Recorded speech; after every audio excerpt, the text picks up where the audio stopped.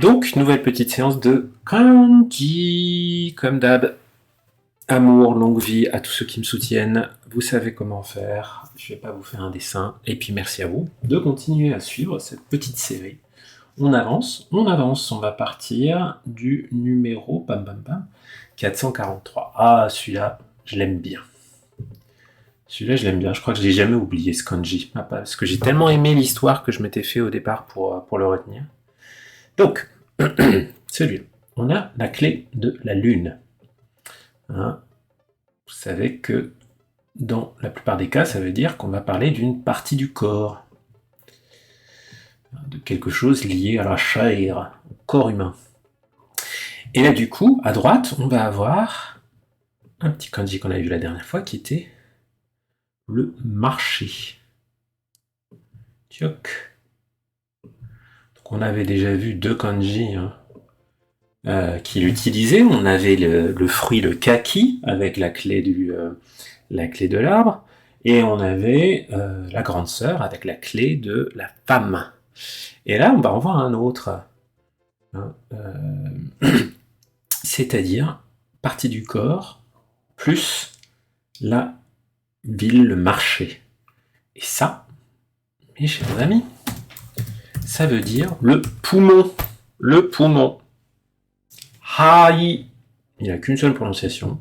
Très bien. Donc on va l'utiliser dans des termes médicaux, par exemple haien, une inflammation pulmonaire, une pneumonie, ce genre de choses. Voilà, haien, il est là. Oula, silicose, je sais pas ce que c'est, mais j'ai pas envie d'en avoir. Ah, jinko hai, un poumon artificiel. Bon. C'est du vocabulaire plutôt avancé, mais je trouve que le kanji est vraiment facile à retenir. Je vais vous expliquer pourquoi. Moi, l'histoire que je m'étais fait, vous savez, la dernière fois, on avait vu, on avait notre petite, la grande sœur, qui travaillait au marché. C'était celui qu'on avait vu juste avant, avec la clé de la femme. Bim. Voilà. Et donc ça, c'était notre grande sœur. Et ben, moi, j'ai fait un lien entre cette grande sœur, les kakis et les poumons. Comment j'ai fait ça? Et je me suis dit, la grande sœur, elle travaille au marché, elle vend des kakis, et pour les vendre, elle crie « Ah, ils sont bons mes kakis !» Donc elle a besoin de souffle, elle a besoin de beaucoup de souffle, et donc elle prend une grande respiration avec ses poumons, elle a des poumons solides, ma grande sœur, et elle vend, bon, j'ai pas de grande sœur en vrai, mais voilà, c'est dans mon histoire, et elle vend comme ça ses kakis au marché. Bon, et du coup, je l'ai jamais oublié cette histoire. Oh, il y en a qui ont fait des choses intéressantes. Les poumons sont comme un marché, mais dans le sens le marché financier, le marché économique, quoi, plus abstrait, puisqu'il y a l'inflation et la déflation. Ça se gonfle et ça se dégonfle. Intéressant. On a qui fait des trucs glauques, là. On trouve ça, on peut acheter des poumons sur le marché noir. Ok. Mais moi, j'aime bien mon histoire avec la grande sœur, donc je vous la donne. Ok? Alors là, on va voir un nouveau petit élément qu'on va voir. Qu'est-ce que je vais faire? Je vais vous dessiner l'élément d'abord. Ok? Donc, on a. Donc ça, c'est pas un kanji tout seul, vraiment. C'est un élément qu'on va voir dans d'autres kanji. Vous avez la couronne, et en dessous, la serviette, le textile. Et hop. Et donc cet élément-là, bon, vous ne le retrouvez pas là-dessus, puisque c'est pas vraiment un kanji. C'est un élément qu'on va voir dans l'autre. Le mot-clé qu'a mis M. Haïsik, c'est le tablier. Voilà, le tablier. Donc un tablier de cuisine. Les premiers mots qu'on va voir avec ça, ça commence par, hop, en haut, une boucle de ceinture. Ok. Qui est un élément qu'on avait déjà vu. Hop. Et en dessous, on a notre tablier.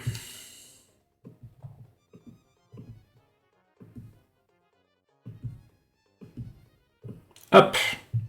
Ok. Il me l'a bien reconnu. Yes. pas trop mal dessiné. Ce kanji, c'est le obi. Le obi, c'est-à-dire la grande ceinture épaisse, enfin pas épaisse, mais large, hein, assez haute, qu'il y a sur le ventre quand on porte un kimono. Un kimono. Et par extension, donc surtout quand il se lit taille, ça veut dire donc la ceinture, mais aussi dans un sens abstrait, c'est-à-dire la ceinture qui va entourer une zone, une région. Hein, par exemple, qu'est-ce qu'on va voir? Nettai, par exemple, c'est une zone tropicale. Un nettai, si je vous le tape là. Voilà. Nettai, c'est une zone tropicale, une zone où il fait très chaud. Ce netsu, c'est la fièvre. Niveau N2, bah ouais, quand même, c'est un kanji assez courant. Qu'est-ce qu'ils vont nous mettre? Ah oui, le verbe obiru, hein, qui vient du obi, donc c'est le fait de porter quelque chose sur soi, particulièrement, enfin voilà, le obi c'est notre bande, hein, le mot sash en anglais c'est une large bande de tissu qu'on porte sur soi. Voilà. Alors, quelle histoire je m'étais fait avec celui-là, je vous avoue. Et d'ailleurs, 444, wouh, de refaire un event spécial quand on tombe sur une série de numéros comme ça. Donc ce hobby, je me souviens plus trop de l'histoire que je m'étais fait.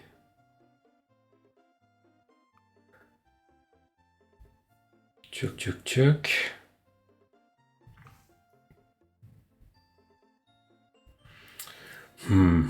Donc surtout avec ce mot sache là qui est pas terrible. Hein. Oui, on va se faire une recherche image. C'est pas un mot anglais qu'on voit si souvent que ça. Hein, voilà. Ben voilà. Vous voyez la large bande, si vous aimez bien le concours Miss France, un truc comme ça, un sash, c'est un truc comme ça, vous voyez.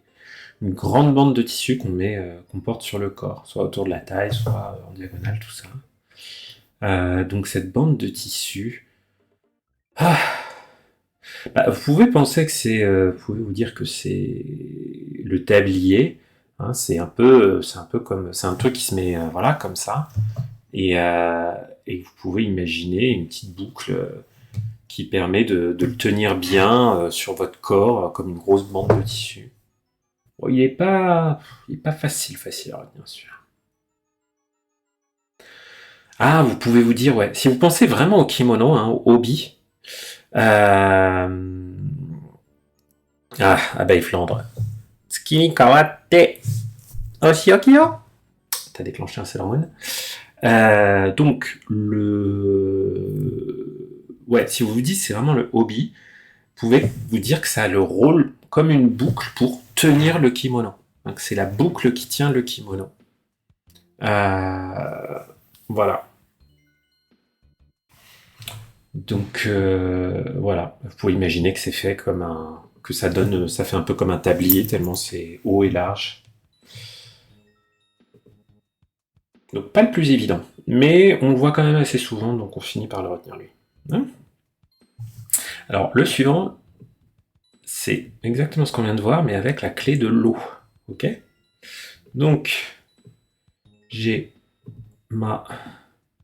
Vous pouvez aussi mettre le mot-clé ceinture hein, avec celui qu'on vient de voir, plutôt que juste le hobby.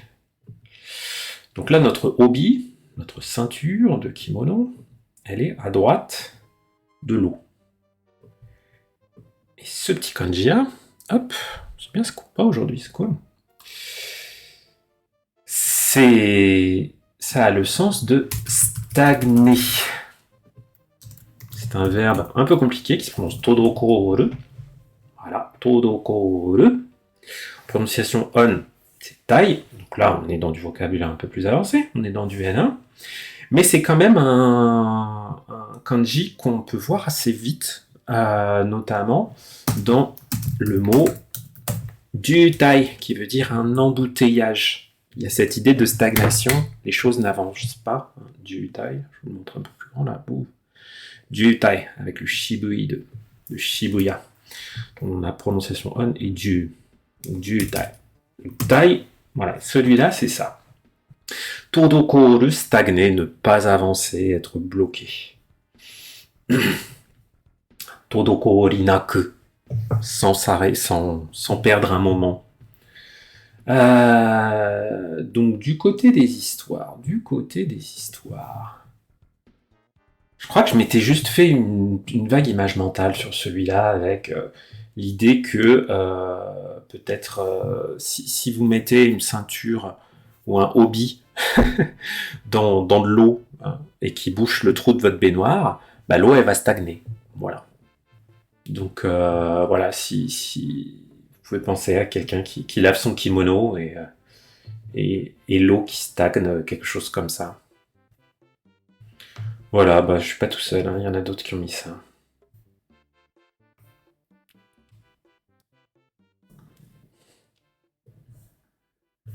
Donc ouais, je pense que c'est une histoire qui peut marcher. Surtout si vous combinez les deux. C'est bien, c'est quand vous combinez des histoires avec différents kanji, c'est que ça vous renforce. Chaque kanji, la mémorisation de chaque kanji va être renforcée mutuellement par le fait qu'ils sont liés entre eux. En revanche, il faut quand même trouver des moyens de les distinguer. Là, c'est facile parce qu'on a un truc très visuel, on a la clé de l'eau, hein, donc l'eau et le hobby, ça bouche ma baignoire, et l'eau stagne. Non, c'est pas uniquement pour les liquides par rapport à ta question, abeille, non, vraiment, todokoru, c'est quelque chose qui stagne, qui n'avance pas. Donc c'est pas uniquement avec le liquide.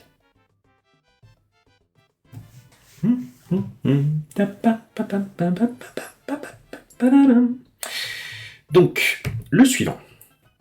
On va déjà voir un nouveau petit composant. Donc là, on a vu une version complexe de la ceinture, du hobby, le hobby de kimono. Là, oh, c'est un peu trop grand ce que j'ai fait. Voilà. C'est plutôt comme ça. Hop.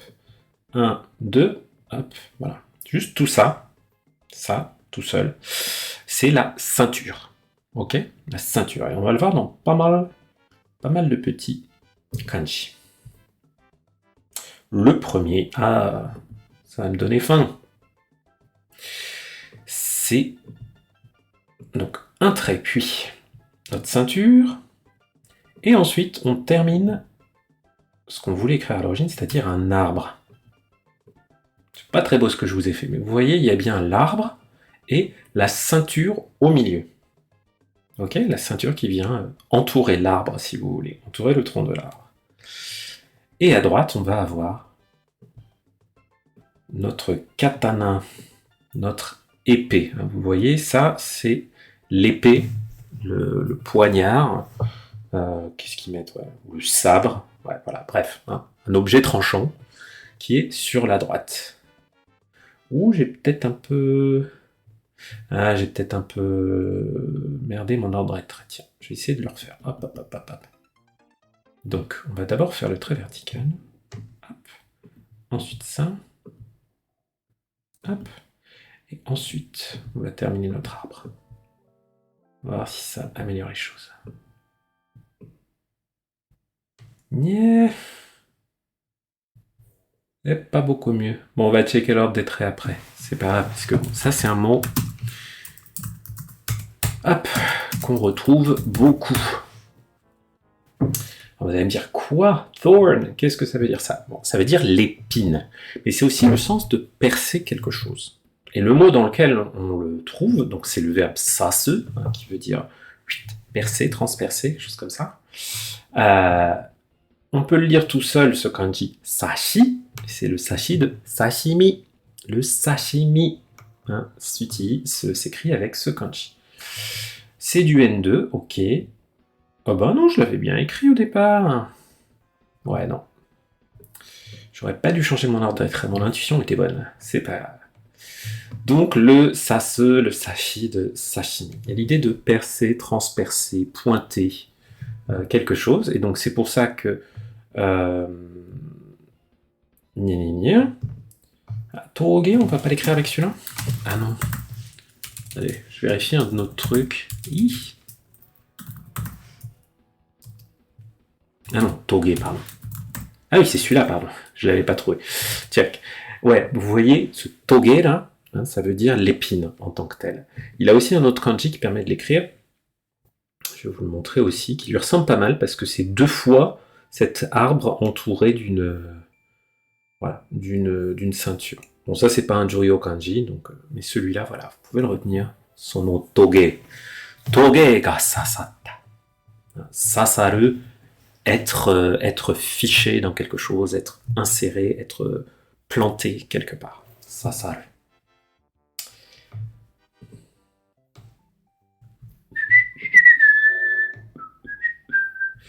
Quelle petite histoire on va avoir?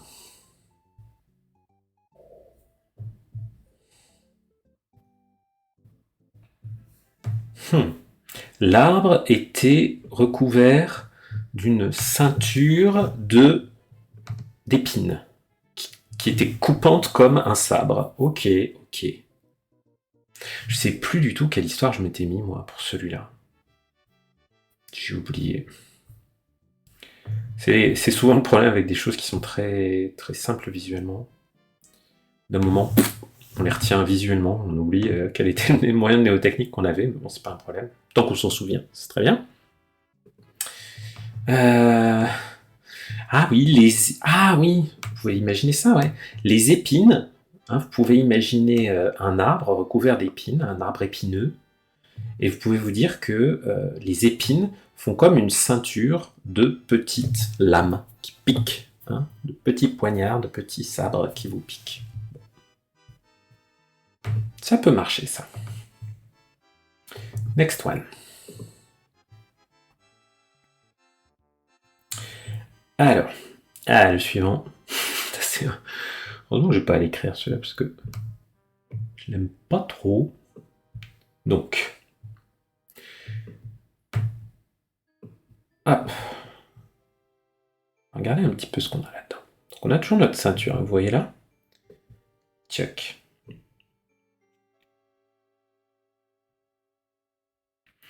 Et vous voyez que là, on retrouve la vache. La vache et la ceinture. Ok, la vache et la ceinture. Et à droite, j'ai encore le sabre. Donc vous voyez, il ressemble un petit peu à celui qu'on vient de voir. Hein, hop, voilà. Je vous les mets tous les deux côte à côte. Hop. Vous voyez, ils se ressemblent. Ils sont un petit peu cousins, ceux-là. Hein, ils se ressemblent pas mal. Mais ils ont un sens très différent. Donc là, c'est la vache. Là, c'est juste l'arbre avec la ceinture. Là, c'est la vache avec la ceinture et le sabre. Ok.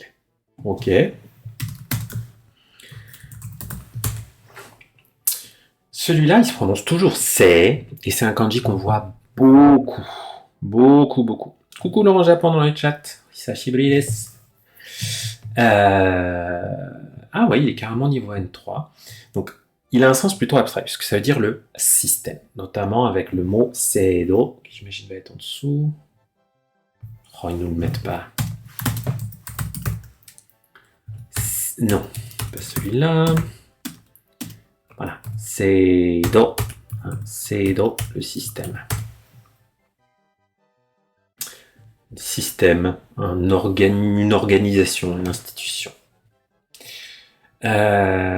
Donc, je crois que je m'étais fait un parallèle avec un bouquin que je vous recommande, qui est la Abeille Flandre, vache, ceinture, sabre égale Carpaccio. Non, malheureusement, cette fois-ci, ça marche pas. Donc, notre système. Moi, je m'étais fait un parallèle avec le bouquin de George Orwell. George Orwell, il est fameux pour ses bouquins dystopiques.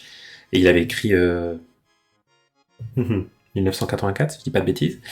Mais avant ça, ou après, non, je crois avant, il avait écrit un bouquin qui s'appelait La ferme des animaux, et qui décrit un système totalitaire avec, où sa métaphore, c'est la ferme, une ferme dans laquelle il y a différents animaux. Je crois que c'est les cochons qui sont plus ou moins les fascistes dans l'histoire. Ça fait longtemps que j'ai pas vu ça.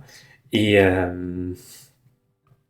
donc, notre système, donc moi je m'étais imaginé un système où c'était les vaches qui avaient pris le pouvoir, donc un système totalitaire où les vaches avaient pris le pouvoir, et où elles battaient les autres animaux à coups de ceinture et à coups de sabre.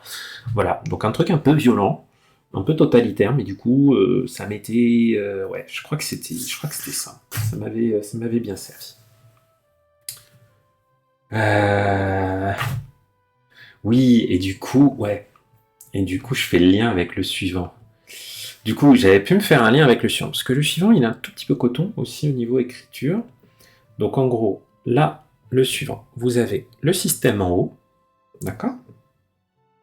Celui qu'on vient de voir, bon, c'est moche. Allez.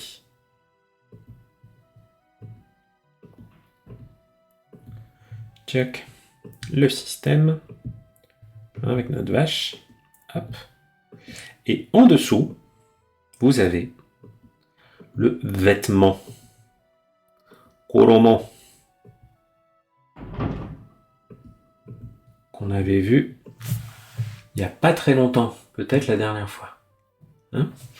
Donc on a le système et un vêtement. Et ça veut dire être fabriqué.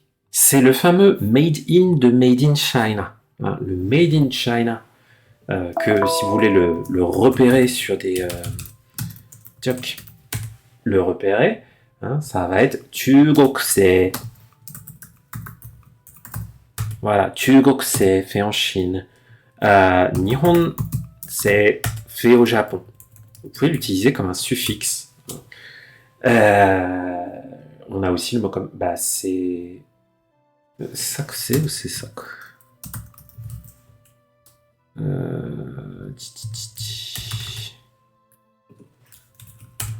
C'est ça, je sais jamais si c'est ça que... Ouais, la manufacture, la production industrielle, ce genre de choses. Donc, il y a l'idée de fabriquer quelque chose. Et ben, du coup, dans le genre régime totalitaire, moi, j'avais trouvé que la Chine, c'était pas trop mal. Et donc, j'ai pensé au textile chinois. Donc là, on a un système qui produit beaucoup de textiles. C'est la Chine, Made in China. Donc, c'est la fabrication en Chine. Voilà, je m'étais fait cette petite image-là dans ma tête qui avait bien marché. Mais n'hésitez pas, comme d'hab, hein, si vous avez d'autres idées, d'autres propositions. Déjà, vous pouvez aller voir sur Kohi. Hein. D'ailleurs, il faut que je remette le lien vers Kohi dans les descriptions des vidéos. Mais si vous voulez partager ça en commentaire ou dans le chat, n'hésitez pas. Voilà. Ensuite, j'aime bien là, on voit des kanji vraiment utiles, hein, parce que celui-là, ce c'est là, ouais, ils disent que c'est du N1, mais ça c'est un kanji vraiment chouette, vraiment utile, qu'on voit assez souvent. Hein. C'est pas comme 100% des kanji N1. Donc, là, on va avoir un nouveau petit composant. Un trait comme ça, puis en dessous, un autre trait, et ensuite, un petit coude comme ça, hop. Ok. Donc celui-là, vous n'allez pas le voir apparaître là-haut, parce que c'est plutôt quelque chose qu'on utilise un peu tout seul, même si, attendez. Attends, je vais juste me faire... Voilà, ah, il existe quand même, hein. Tout seul, hein. Ce petit truc. Donc ça, c'est pas un kanji qu'on apprend comme ça, voilà, tout seul. Enfin, on peut l'apprendre, mais c'est pas un juryo kanji. On l'utilise surtout comme composant. Ok. Et le sens qu'on a mis sur ce composant, c'est un petit nuage. Un petit nuage. Voilà. Donc, notre petit nuage. Premier kanji qu'on va voir avec. À gauche, il va y avoir notre voiture. Ok. La voiture, kuruma. Hop. Bon, je vais faire un peu plus centré. Hop. Yes. Et à droite, on va avoir notre nuage.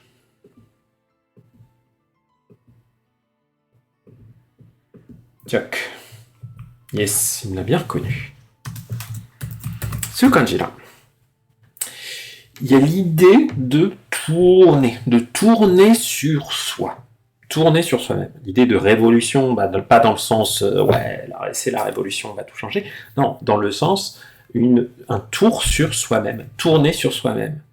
Donc c'est assez cool, parce que l'histoire, elle s'écrit presque toute seule. On a une voiture, et on a des sortes de petits nuages. Et ben, imaginez une voiture avec ses roues qui démarre en trombe sur un terrain un peu comme de la terre battue, quelque chose comme ça, Qu'est-ce qui va s'échapper de ces roues? Des petits nuages, des petits nuages de poussière. Voilà. Donc, quand les roues de la voiture tournent, on voit des petits nuages de poussière qui s'élèvent. Il y a plein de verbes qui peuvent s'écrire avec ce kanji. Les plus souvent, c'est tout ce qui est en koro. Là. Korogaru, korogeru. On a aussi l'onomatopée koro koro koro koro, qui montre que quelque chose tourne sur lui-même. Donc, korogaru, korogeru. Aussi korobu. Alors, korogaru, korogeru, c'est tout ce qui est lié à la rotation. Mais korobu, c'est le fait de hop, hop, hop, je tombe, je chancelle, je titube et paf, je tombe sur mes fesses. Oula, et par extension, korobu, ça veut dire abandonner le christianisme et se convertir au bouddhisme. Waouh. Ça, bah oui, c'était utilisé par rapport aux chrétiens persécutés à l'époque machin, ouais. Faudrait que je révise quand c'était, mais bon, bref. Bon, c'était peut-être pendant l'époque d'Edo ou juste avant. Bref, quand il y avait les Portugais au Japon qui faisaient un peu de prosélytisme, et ça s'est pas toujours très bien passé. Évidemment, comme tous les sujets liés aux religions. Voilà. Donc, korogaru, rouler, pop, pop, pop, et korobu, tomber. Ah, koronda, je suis tombé. Et ten, c'est une prononciation très courante aussi. C'est marobu, utata, utsuru, kurumeku, ça je vous avoue, je ne connais pas, mais le koro koro koro, ça c'est bien utile. Donc voilà, je pense qu'on n'a pas besoin d'aller voir des histoires, parce que franchement je suis assez content de celle que je vous ai donnée. Le suivant, c'est cool, aujourd'hui on voit plein de kanji utiles, trop bien. Alors, là maintenant on va voir la clé de... Petite pause à corriger au niveau de la vidéo. On y va. Ça y est, ça revient. Check. Donc je vous disais, clé clé des plantes, des fleurs, tout ça. Là-haut. Hop. Hop. Donc ça, c'est les plantes. Les plantes, les fleurs. En dessous, on a notre petit nuage. Ok. Tchoc. Ce kanji-là, il est aussi super courant. C'est le gei de geisha. Donc geisha. Et ça, en lecture kun, il peut se lire waza. Urunori, je ne connais pas trop. Lecture un, je ne connais pas trop non plus. Donc comme d'hab, n'apprenez pas toutes les lectures par cœur, ça ne va pas vous aider.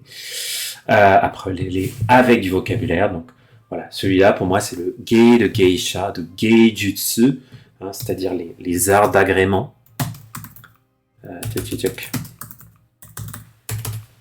Geijutsu, quand vous faites du théâtre, tout ça c'est du geijutsu.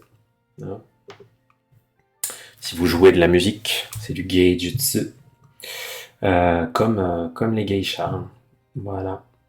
Et geisha. Et donc, et waza, la technique. Donc, le mot-clé qu'a choisi monsieur Haisig. Donc, c'est le mot technique, ouais. Mais c'est vraiment technique, un peu dans un sens artistique. Et, coucou Kamiko, hisashiburi. Mais tu viens plus aux soirées kanji, Kamiko. Pour revenir. Qu'est-ce que je disais? Donc, nos petites techniques là. Donc, le waza. Je crois que je m'étais fait une histoire avec Naruto, je sais plus quoi. J'avais imaginé qu'il mangeait des herbes ou des fleurs, et que quand il le mangeait, pouf, ça lui permettait d'invoquer une technique qu'il faisait disparaître dans un nuage de fumée. Je crois que je m'étais fait une histoire comme ça. Peut-être pas la meilleure. Tchac. Voilà, des illusionnistes qui ont une technique. Ils font... vous pouvez penser, un magicien qui fait disparaître des fleurs dans un nuage de fumée. C'est sa technique. Ça peut être pas mal, ça. Ah bah Kamikon, oui, si t'es en Australie, ça va être chaud avec le décalage horaire. Mais au moins, t'es plus près. Bon, un petit peu plus près pour aller au Japon. C'est pas non plus la porte à côté. Alors. Ah, puis le suivant. Alors le suivant, vous ne connaissez que lui. Mais c'est bien parce que le suivant, il va nous permettre de voir tout un paquet de kanji. Hein? Allez les zouzous, faites-vous plaisir, hurlez dans le chat. Mais celui-là, je le connais, hein. Je ne vais même pas vous dire ce que c'est. Dès que vous l'avez reconnu, vous hurlez. Voilà, un trait comme ça. Ensuite, j'ai quelque chose qui ressemble à la ceinture. Ok. Déjà là, vous avez peut-être une petite idée. Ensuite, j'ai un grand trait vertical là. Et puis après, j'ai 4 petits traits comme ça. Bon alors, il veut dire quoi lui? Oh non, le salopard, il ne l'a même pas reconnu. Ah si, il me l'a reconnu, mais pas tout de suite. Qu'est-ce qu'il peut bien vouloir dire ce kanji? Qu'est-ce qu'il veut bien vouloir dire? Mais oui, abeille Flandre, c'est ame. Oh, d'ailleurs, je me chie toujours sur l'accent tonique. Hein. Je crois que c'est ame. Ame, grave. Je dis pas de bêtises. Hein? C'est pas le ame. Tu vas voir si vous allez entendre le son là. Ame. Voilà. Ame qui monte. C'est le bonbon. Hein, et tiac, tiac, tiac. Ame qui descend, c'est la pluie. Ame. Ame. Ame. Voilà. Ame ga furu. Ame ga furu. Ame. Ame ga furu. Ah, il pleut des bonbons. Bref, les accents tonaux, d'ailleurs pas toniques, tonaux, l'accent tonal, hein, c'est tout un vaste sujet. Je regarde juste un peu l'heure parce que j'ai un petit engagement juste après. Donc voilà, la pluie. Bon, celui-là, c'est du N5. Donc les kanji N5, je sais même pas comment vous expliquer des méthodes de mémorisation parce qu'on les voit tellement souvent. Donc vous pouvez vous faire des histoires et tout, mais en vrai celui-là vous allez le connaître, vous allez apprendre très vite. En plus il a nos petites gouttes plic ploc que vous pouvez pas, enfin voilà, vous pouvez pas le manquer. Donc celui-là, amusez-vous avec, dessinez-le, c'est un joli kanji si vous voulez. Donc voilà. Voilà. Un qui a fait une histoire avec des serviettes là. Effectivement, hein, les composants, c'est voilà, on a un trait comme le plafond, les serviettes et ensuite des gouttes d'eau. Ok, ça marche. Ça marche bien. Mais en vrai, la pluie, vous allez le reconnaître très facilement. Et heureusement, puisqu'on l'utilise comme radical tout en haut. Hop. Donc, c'est pas le plus facile à écrire, parce que c'est un peu ratatiné tout ça. Hop. Et ensuite, ouais, en tant que radical, les traits, ouais, vous allez les trouver peut-être un peu plus à plat, en tout cas dans les caractères d'imprimerie, que quand on les dessine. Vous voyez, ils vont être un peu comme ça, quoi. Hop. Je vous fais un truc hybride là.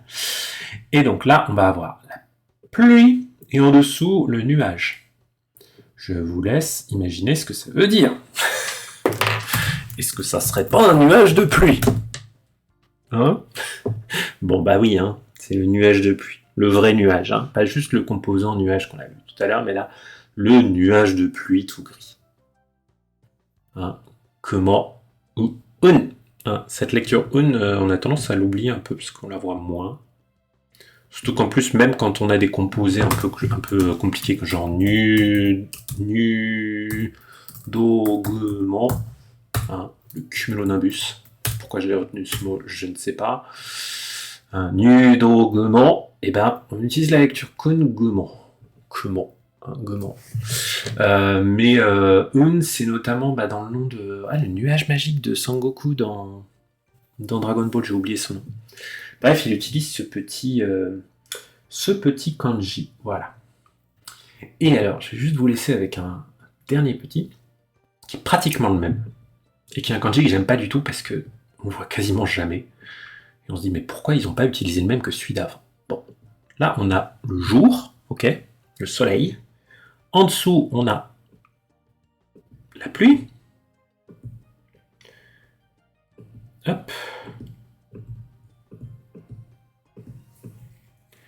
Et en dessous, on a le nuage. Donc vous voyez, en dessous du soleil, là, j'ai mon nuage de pluie. Mon nuage de pluie complet. Voilà, il est ici. Tchoc. Et ce kanji-là, il est vraiment très très proche de celui qu'on vient de voir, puisque ça veut dire se couvrir de nuages. Le temps couvert. Vous voyez le verbe kumoru, c'est d'ailleurs probablement à peu près le seul cas où on l'utilise. Donc j'ai une version plus compliquée du précédent, franchement il est un peu pénible celui-là. Je verrais bien une petite réforme orthographique qui met ce kanji à la poubelle. Mais bon, il a une prononciation on qui est différente du précédent, puisque l'autre c'était un, et celui-là c'est don, voilà. Mais vous allez surtout le voir dans le verbe kumoru. Donc voilà, la petite différence, c'est que quand le soleil est recouvert de nuages de pluie, le temps se couvre, tout simplement. Ah, merci Yami the Darkman pour le... C'est ça, c'est Kinto le petit... Je sais même pas comment ça s'écrit. Tiens, on va regarder ça. Ou non, je vais devoir vous laisser. Allez les zouzous, je vous laisse là-dessus. On se voit mardi prochain. Et puis la semaine prochaine pour d'autres kanji. À bientôt!